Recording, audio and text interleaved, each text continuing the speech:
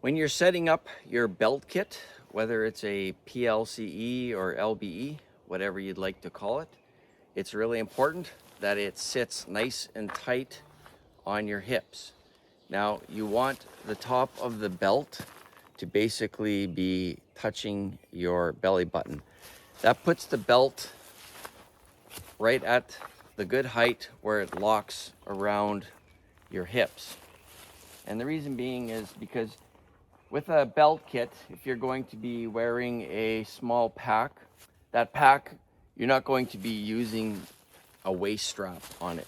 As you can see, the belt kit is supporting the pack as well as the shoulder straps and the sternum straps, obviously, to lock the shoulder straps in place. So my ruck is lightweight.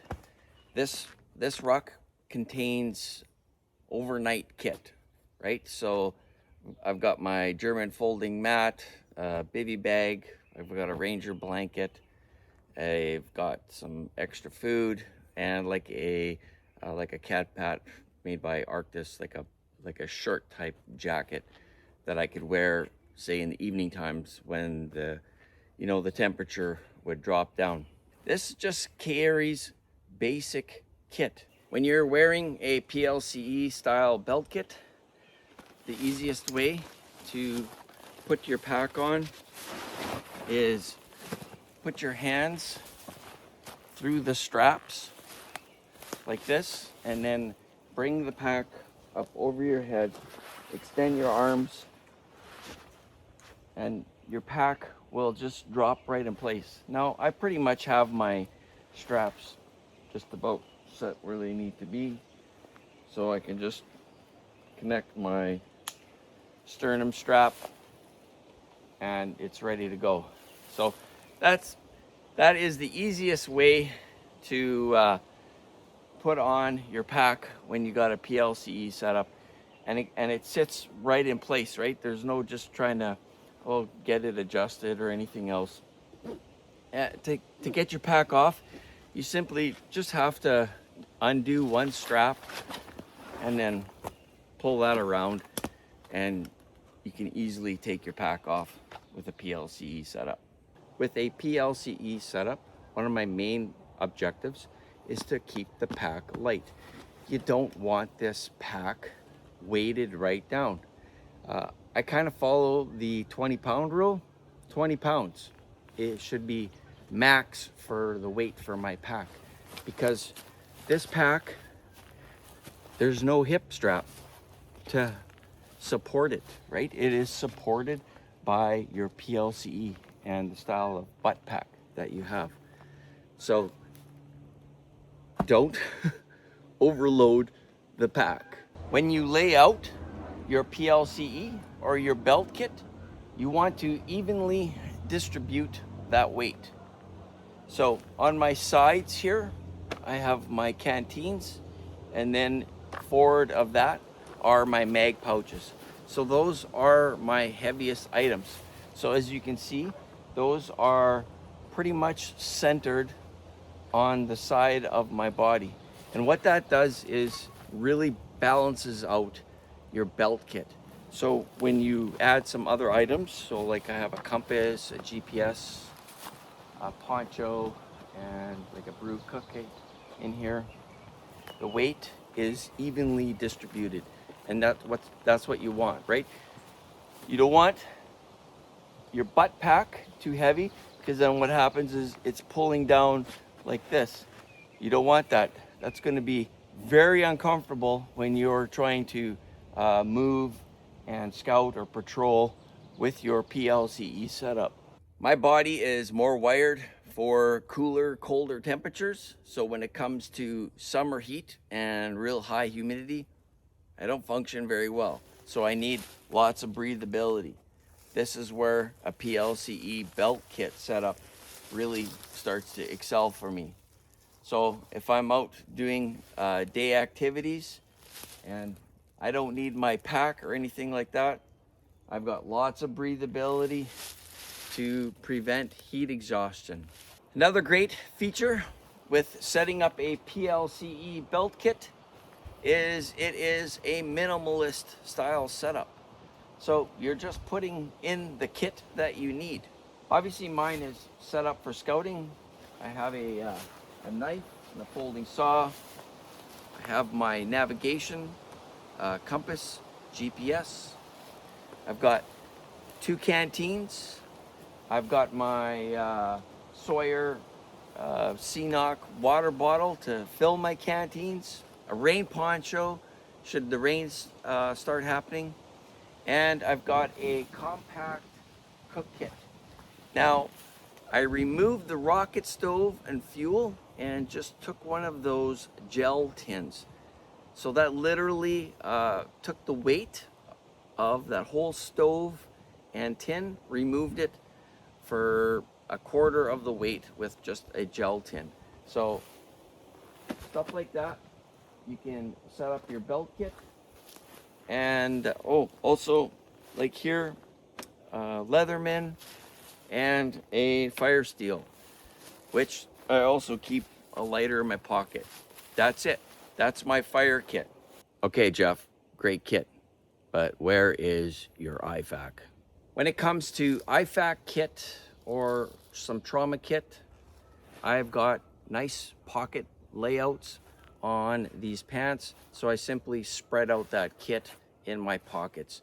I have no need to carry a big separate med kit like say I do with my backpack.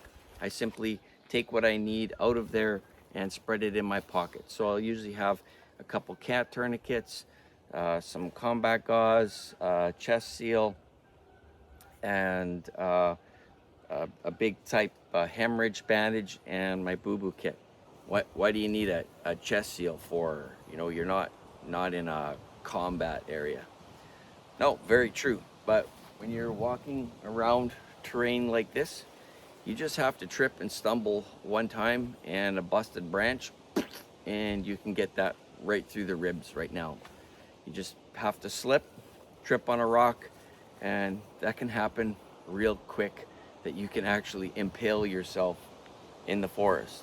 Especially, I walk around a lot of beaver terrain, so the beavers will chew off saplings here and there, and if you're not paying attention, you can trip and impale yourself on one of those beaver punji sticks, you know, sticking out in the forest. So having some of that trauma kit is really important, so I just spread it out in my pockets. When it comes to clothing, I mean, obviously we all have different styles and preferences. I like to wear the U-back style shirt. This is the shirt style that was normally worn under a plate carrier. The material is very thin, very breathable. So when you're sweating, it's going to cool you down very quickly. So that's the nice thing about wearing this style of shirt rather than the full type of like ripstop style material. I'd rather have this breathable material over my body, and the sweat can dissipate, the wind cool you down. So, you know, choosing your clothing, what you're going to wear with your kit is pretty important. Now, I typically like to wear a bandana. If it gets too hot, I'll just roll it up, put it in my pocket, but I like to have it because of bugs. I do wear a little bit of bug repellent, you know, on my ears, because out here with the biting flies that we have, that's where they're going. They're always going for your ears. So I'll wear this bandana, because if I'm sweating lots and bug repellent isn't working, well, I can simply pull up the bandana and protect my face from a lot of the bugs flying around. So that's the reason for wearing the bandana. Plus it's the same camo, so it just looks flippin' cool. Now, if some of you buy some ready-made kits, they already come with a buckle system, and you know, you will adjust that for your waist. I decided to end up removing the self-build one I had in here and went back to the roll type buckle. And the reason being is it just gives me a little bit more adjustment if I happen to be changing my clothes and layers.